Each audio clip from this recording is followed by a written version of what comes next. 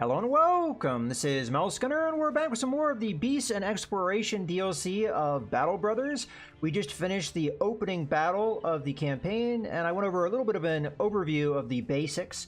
So let's just go ahead and move on to our objective, which is to return to Kutchendorf to get paid, and we'll continue here. So you do move around on the map in real time, and you can come across other things on the map. We're kind of out in the wilderness, so it's possible we run into things, but roads can be areas you see a lot of activity. What a sorry display it must be for the onlookers as you arrive in Kutchendorf. 4 bloodied and beaten mercenaries down on their luck. The man who hired the company days ago, Dirk the Steward, no doubt expected you to return in a more glorious fashion. Still, he welcomes you to his house and offers bread and wine while a servant fetches a healer. Few words are exchanged except for the occasional grunt and wheeze as an elderly man with shaky hands tends to your wounds. A pin pierces your skin, the first of many stitches to come. You grit your teeth, though you think you hear one break. Dirk the Steward sits beside you and asks if you took care of Hoggart. You shake your head. We killed his men, but the weasel eluded our blades in the end. The healer waves around a glowing fire poke, suggesting he wants to push it into your wound. You nod, and he does so. For a moment, that's all there is. You're not a man, but a pinch of fire. Flush from flame. A golem of pain. Dirk the Steward hands you a goblet of wine. You did well, sellsword. The brigands have been removed. But it is a shame that Hoggart still lives. You expect to get paid for this. Dirk the Steward gasps. Well, naturally, 400 crowns is agreed upon. He gestures toward a servant who rushes to your side with the pay in hand. I wonder, may I make use of your services one more time? I'd very much like to end the headache that is Hoggart, once and for all. And I would pay you again, of course, another 400 crowns, shall we say. Wilfred scoffs and turns to drink more wine, but Joss stands to speak. Yes, the company is in ruin, but we will rebuild it. Without the cursed, Wilfred would drink the crowns away and end up begging on the streets. And Frederick, by the gods we all know, he'd go chasing the womenfolk until one stove his rotted head in. We need the cursed. It's all we have. What say you, Captain? Wilfred burps and raises his cup to you. Frederick playfully thumbs his nose and nods. Kill the bastard Hoggart or not, it's up to you, Captain. Did I miss the capitalization of the? Oh well. Yes, we have unfinished business with Hoggart. You can skip this. This is kind of the tutorial mission, but it actually does pay well, and you might as well do it. Dirk the Steward claps his hands in satisfaction. Excellent. My little birds will need some time to find where Hoggart is hiding his hide now. In the meantime, I suggest you see about stocking up on supplies so that you will be good and ready to end this when the time comes. I shall see you in a few days' time at the latest. As you leave Dirk the Steward's house and stand on the outskirts of Kutchendorf, Joss seeks a word with you. We need more men, Captain. I know I gave a big speech back there, but bravado won't do shite. We need more warm bodies in the ranks. Figure we find 3 good men, buy them some decent weapons, and dress them in the best armor we can afford. The man pauses to glance around. I bet there's Bodunk towns got a desperate peasant or 2 looking for a new life, or we could travel to Sudburg in the west. Them city folk aren't always as hardy as these country bumpkins, but we're more likely to find men with fighting experience stopping to rest there. That's what we shall do. Okay, I didn't think so. I didn't think I messed up the capitalization of the cursed. I guess the game itself kind of just lops off the so you don't have the cursed, perhaps. Okay, so this is our town interface. If there are contracts, they'll be listed here, but we're already on one, so we can't take the one that's here. You can only have one contract active at a particular time, although a town could have more than one contract available. There's a marketplace and a place where we can hire men. Different towns will have different amenities. This one is very barren. It just has the basic marketplace. Every town will have a marketplace. What you'll find in the marketplace is also dependent upon some attributes of the town, which I can take a look at once we leave the actual little view here. But as a matter of fact, let's leave just so we can take a look at the current situation. So we have 2 objectives, or actually 3 objectives here. We can visit Sudburg, west of Kochendorf. This is actually optional. We're going to recruit at least 3 more men. At least I think it's optional. Maybe it isn't. Recruit at least 3 more men. Buy weapons and armor for your men. Now, there's more than likely going to be better weaponry at Sudburg, but actually, I don't know. It doesn't seem like Sudburg has really any special attributes. Goat pens, that's about it. Okay, what about this town? Well, just a bunch of ruins. We got a wool spinner, so we can expect that to be in the marketplace, or at least represented. So we go on the marketplace now. We might see, yeah, right there, cloth rolls. So that's here because of the wool spinner. All right, so we've got food.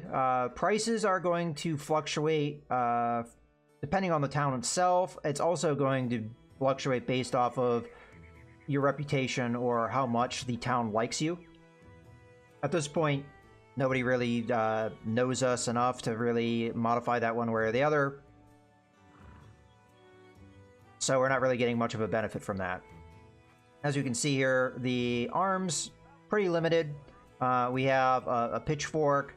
We have a malicious spear. That's an alright weapon. But other than that, not much. The armor, and I'm using that term loosely, is pretty basic and mostly concerns is hats, which those do provide you some protection, but it's very limited. And then we have different cloth outfits, which again, pretty limited protection, although sackcloth is as bad as it can get with 10 protection.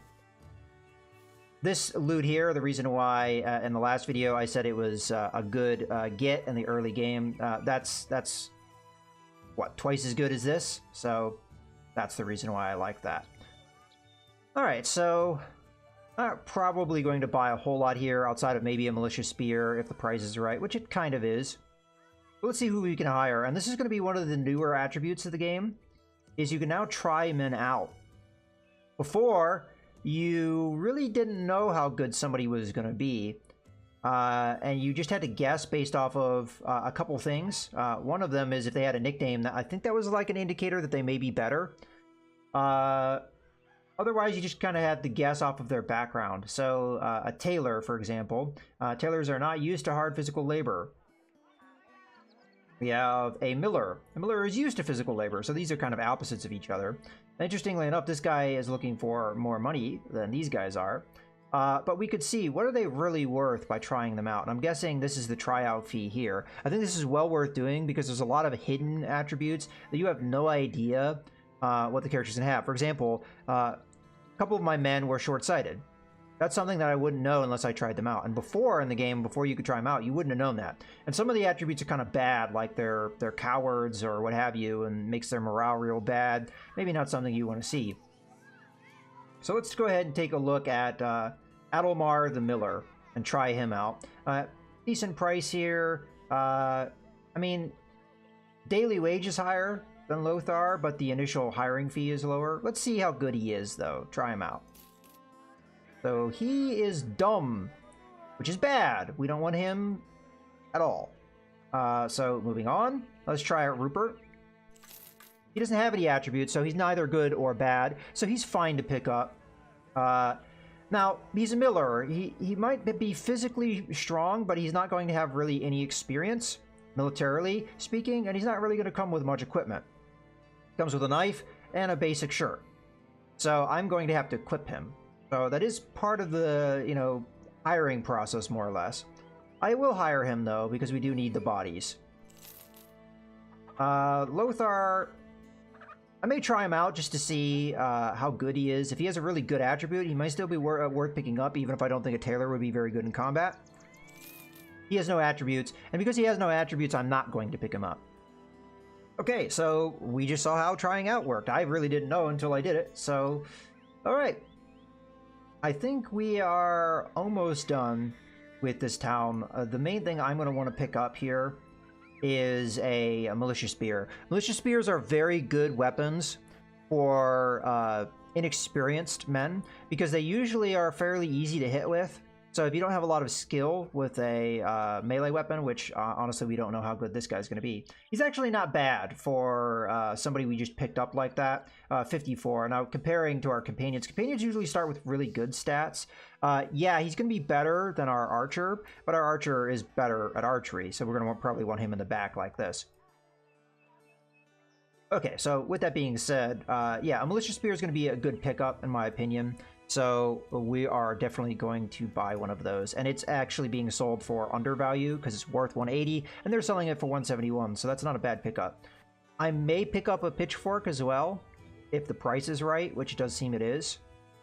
So let us do that. Pitchfork's going to be good because they give you extra range. They're considered a pole arm, which can hit a little further away, as you can see, range of 2 tiles. So, depending on who we pick up, this could be a good weapon for somebody that we don't really want in the front line.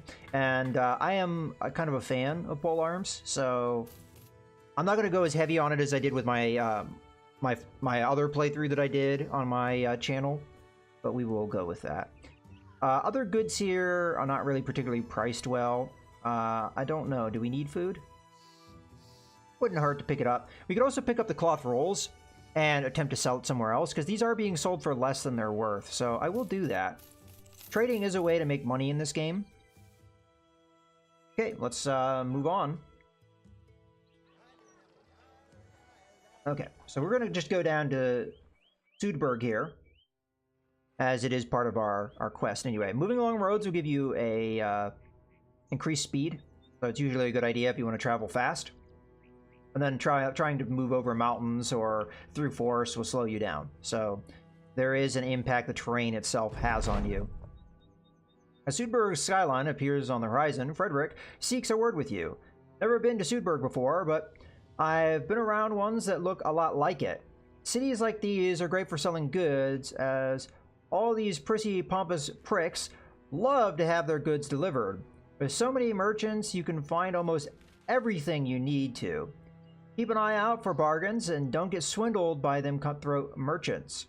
Wilfred sees fit to add his own opinion of what you should do. If there's a good tavern, I say that's where we should go first. Nothing helps a man down on his luck more than a good pint. God knows we've earned it. Frederick shakes his head. You say that every time we stop in town. You say that even when you're already drunk.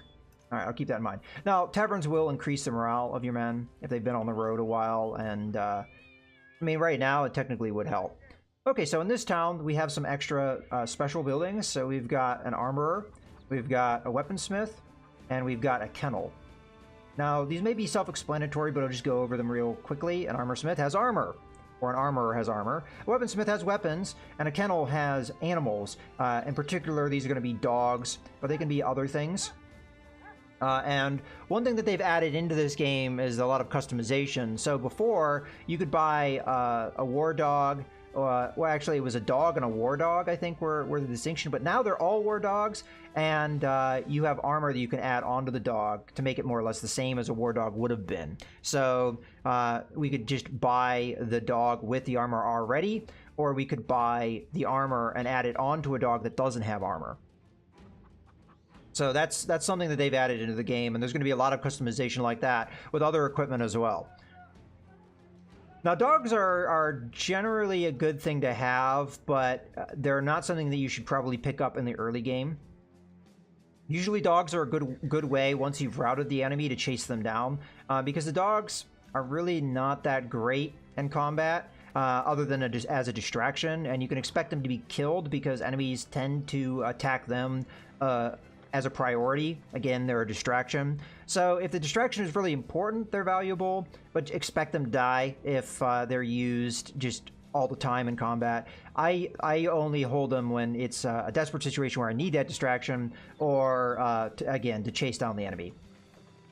Now, as much as the weaponsmith is going to have weapons, doesn't mean the prices are necessarily going to be good. Towns oftentimes will have kind of bad prices. So if we look here, the worth of a Morningstar is 600, but what is he charging me? 788. So there's kind of a premium oftentimes in towns that you will face. And villages, I guess I should say cities, and villages you are much more likely going to improve relations with and get the prices down.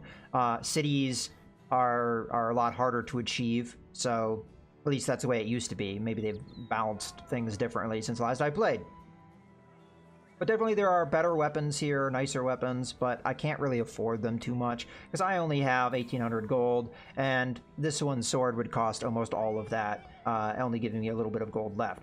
The important thing, though, is if I go to the marketplace, what would I be able to sell these cloth rolls for? And although I'm not making a lot of profit, it is profit, and I do have a limit of my inventory. I think they have expanded it a little bit, but yeah. I think it's all right. We did make a little bit of money off of this, so I'll go ahead and sell these. And you can see what you originally bought them, what they're worth, and what you originally bought them for. So I am selling them more than they're worth, and I'm selling them for more than I bought them for. So that's a profit. So I'll take it. That's usually all I aim for. You could try and min-max your trading to make sure you're getting to the places where it's the most valuable, but a little bit of profit is all I care for. Okay, so other things. The two-handed mallet is a new weapon in the game. A shield would probably be a good pickup, and they're not asking for too much more than it's worth, so I probably will buy that. Might as well just buy it now. Shields, you will eventually be able to salvage off the battlefield in decent numbers, but in this early stage of the game, I value them pretty high, because in the beginning of the game, your men aren't going to have good armor, so anything that they can get to make them not get hit is going to be very valuable. We could also get another militia spear here, because it's a little bit damaged. We're still buying it for more than it's worth, unfortunately. But that's just, you know, the prices in towns. I don't expect to see anything in the armor that's worth picking up as far as what we could even afford. Although the prices for this aren't too bad.